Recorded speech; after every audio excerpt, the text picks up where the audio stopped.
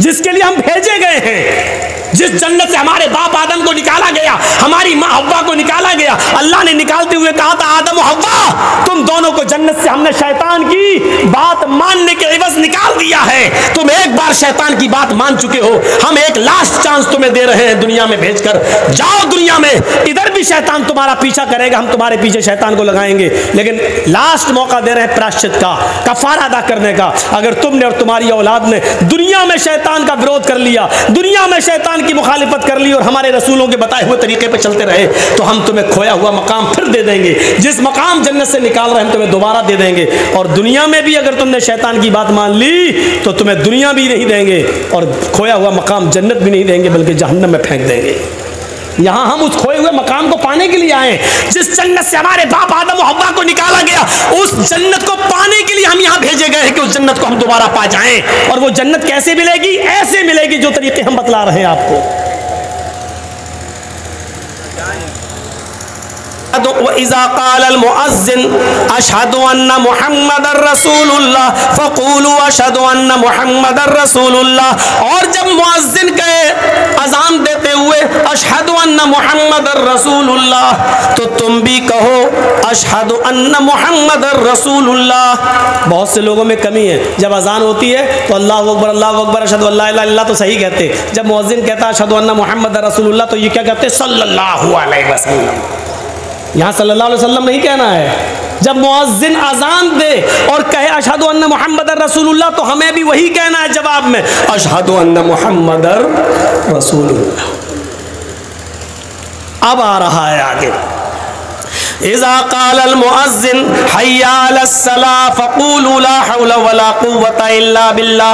जब मुअज़्ज़िन कहे हय्या अलस्सलाह तो तुम कहो ला हौला वला कुव्वता इल्ला बिल्लाह। व इज़ा क़ालल मुअज़्ज़िन हय्या अलल फ़लाह फ़क़ूलू हय्या ला हौला वला कुव्वता इल्ला बिल्लाह। जब मुअज़्ज़िन कहे हय्या अलल फ़लाह तो तुम कहो ला हौला वला कुव्वता इल्ला बिल्लाह। हय्या अलस्सलाह पर भी ला हौला वला कुव्वता इल्ला बिल्लाह और हय्या अलल फलाह पर भी ला हौला वला कुव्वता इल्ला बिल्लाह। फिर मुअज़्ज़िन कहेगा अल्लाहु अकबर तो वही जुमले दोहराना है। फिर मुअज़्ज़िन कहेगा ला इलाहा इल्लल्लाह तो वही जुमले दोहराना है। फजर की अजान में जब मुअज़्ज़िन कहे अस्सलातु खैरुम मिनन नौम तो हमें भी वही जुमले दोहराना है, अस्सलातु खैरुम मिनन नौम। हमें उसका कोई और दूसरा जवाब नहीं देना है। अल्लाह के नबी फरमाते हैं, जिसने मुअज़्ज़िन के अजान के कलमात को हूबहू दोहराया, जिसने मुअज़्ज़िन के अजान के कलमात को अपनी जबान से अदा करता रहा और मुअज़्ज़िन के अजान के बाद थुम्मा क़ाल, उसने ये दुआ पढ़ी मुअज़्ज़िन के अजान देने के बाद, फिर ये दुआ पढ़ी अल्लाहुम्मा रब्ब हाज़िहि दावति ताम्मा, अल्लाहुम्मा रब्ब हाज़िहि दावति ताम्मा वस्सलातिल क़ाइमा आति मुहम्मदनिल वसीला वल फज़ीला वबअसहु मक़ामम महमूदा अल्लज़ी वअदता। बस इतनी सी दुआ है। मच्छर चला गया। अल्लाहुम्मा रब्ब हाज़िहि दावति ताम्मा वस्सलातिल क़ाइमा आति मुहम्मदनिल वसीला वल फज़ीला। इसके बाद बहुत से लोग अपनी तरफ से मिला देते हैं वद्दरजतिर रफ़िया। ये नहीं है हदीस में। ये जानते हो क्या है? आधी ईंट आधा रोड़ा, हेमबती ने लाके खंबा जोड़ा। ये अपनी तरफ से मिलाई हुई चीजें हैं, हदीस की किताबों में नहीं है। आति मुहम्मदनिल वसीला वल फज़ीला वबअसहु मक़ामम महमूदा अल्लज़ी वअदता। बहुत से लोग इसके बाद भी पढ़ते हैं वरज़ुक़ना शिफ़ाअतहु यौमल क़ियामा इन्नका ला तुख़लिफ़ुल मियाद। वो भी हदीस में नहीं है। बस इतनी दुआ है, बुखारी के अंदर है। और जिसने ये दुआ पढ़ ली, यानी अजान के कलमात दोहराए और उसके बाद ये दुआ पढ़ ली, तो जानते हो क्या होगा? अल्लाह के नबी क्या फरमाते हैं? हदीस देखिए बुखारी की, खुल्लत लहू शिफाअती यौमल क़ियामा। ऐसे आदमी के लिए क़यामत के दिन मेरी शिफाअत हलाल हो जाएगी। ये आदमी गुनाहगार होगा, अल्लाह मुझे इजाजत देगा, ऐ मोहम्मद सल्लल्लाहु अलैहि वसल्लम इस आदमी की शिफाअत कर सकते हो, इस आदमी के लिए सिफारिश कर सकते हो, इसके लिए जन्नत में ले जाने का की गुजारिश मुझसे कर सकते हो। मैं ऐसे आदमी की सिफारिश करके उसको जन्नत का हकदार बना दूंगा, उसको जन्नत में ले जाऊंगा। हुल्लत लहू शिफाअती यौमल क़यामा, क़यामत के दिन ऐसे आदमी के लिए मेरी सिफारिश हलाल हो जाएगी। और जिसके लिए नबी सिफारिश कर दे वो आदमी जन्नती ना हो, जन्नत में जाने का कितना प्यारा रास्ता है। वुज़ू हो गया, अजान भी हो गई। आइए अब एक रास्ता और बता रहा हूं।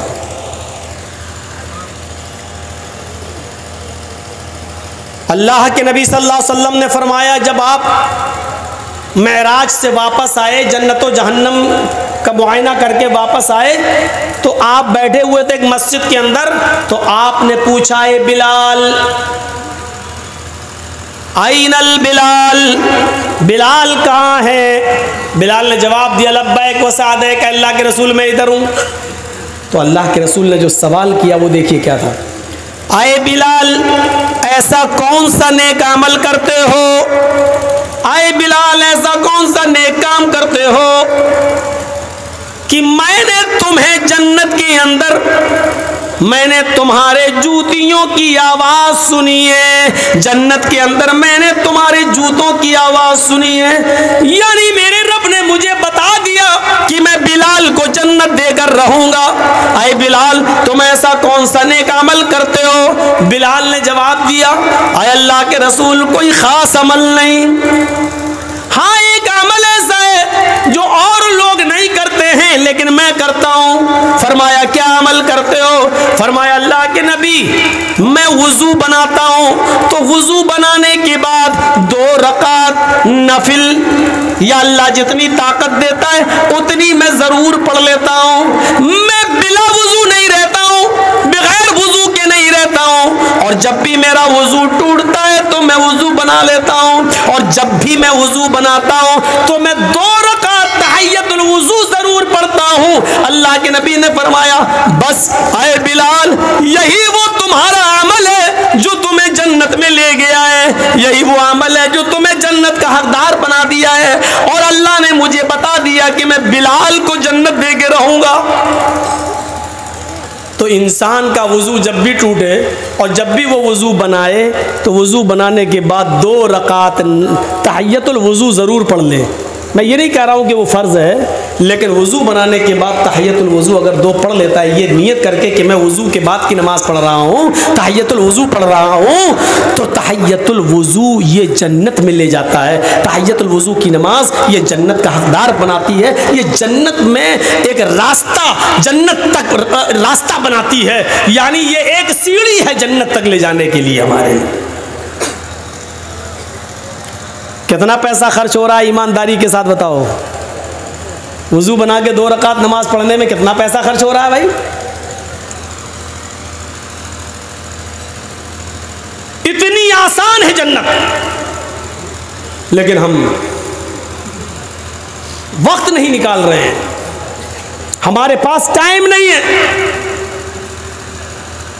अब कौन वुजू के बाद की दुआ पढ़े, कौन अजान के कलमात दोहराए, कौन वुजू बना के 2 रकात तहियतुल वुजू पढ़े? इतने छोटे छोटे से काम आज हम नहीं कर पा रहे हैं। मेरी माँ और बहनों, जरा तुम भी सुन लो, अल्लाह के नबी ने, हमारे पैगंबर ने तुम्हारे लिए भी जन्नत का एक रास्ता बताया है, और उस औरत को जन्नती करार दिया है। अलमरातु इज़ा सल्लत खम्सहा व सामत शहरहा व अहसनत फरजहा व अताअत बालहा फलतदखुल मिन अब्वाबिल जन्नति शात। अल्लाह के नबी सल्लल्लाहु अलैहि वसल्लम ने फरमाया, जो औरत 5 टाइम की नमाज पढ़ती हो पाबंदी के साथ, 5 वक्त की नमाज जो औरत पढ़ती हो 5 वक्त की नमाज पाबंदी के साथ, उन दिनों को छोड़कर जिन दिनों में औरतें आम तौर से नमाज पढ़ने के लायक नहीं रहती हैं, यानी उनकी मजबूरी होती है, महीने के कुछ दिन उनको पीरियड की वजह से, उनको महीने की वजह से नमाज छोड़ना पड़ती है। तो जो औरतें 5 वक्त की नमाज पढ़ती हों, उन दिनों को छोड़कर जिन दिनों में अल्लाह ताला ने नमाज से उनको रुखसती दी है, वसामत शहरा, और जो औरत 5 जो पूरे महीने रमजान के रोजे रखती हो, पूरे महीने रमजान के रोजे रखती हो, अगर उन रोजों के दरमियान पीरियड शुरू हो जाए तो उन रोजों को छोड़ना पड़ेगा। रोजों की कज़ा बाद में करना पड़ेगी, लेकिन पीरियड की वजह से, महीने की वजह से जो नमाजें उनकी जितनी दिन की छूटी हैं, उन नमाजों को उनको पूरा नहीं करना पड़ेगा, उन नमाजों को उनको दोहराने की जरूरत नहीं है, या छूटी हुई नमाजों को वो बाद में पूरा नहीं करेंगी, बाद में पूरा नहीं करेंगी। लेकिन रमजान के महीने के रोजे रखते हुए पीरियड शुरू हो गया तो 5-6 रोजे उनके जो छूट गए, ये रोजे उनको छोड़ना पड़ेंगे पीरियड की वजह से। लेकिन इन रोजों को दूसरा रमजान का महीना आने से पहले पहले ये रोजे उनको रखना पड़ेंगे। नमाज नहीं दोहराएंगी, लेकिन रोजे बाद में पूरा करेंगी। तो अलबरातु इज़ा सल्लत खम्सहा वसामत शहरा, जो औरत 5 वक्त की नमाज पढ़ती हो, रमजान के पूरे महीने के रोजे रखती हो, वह अहसनत फरजहा, और जो अपने सतर की, जो अपनी शर्मगाह की हिफाजत करती हो। शर्मगाह की हिफाजत के 2 मतलब है।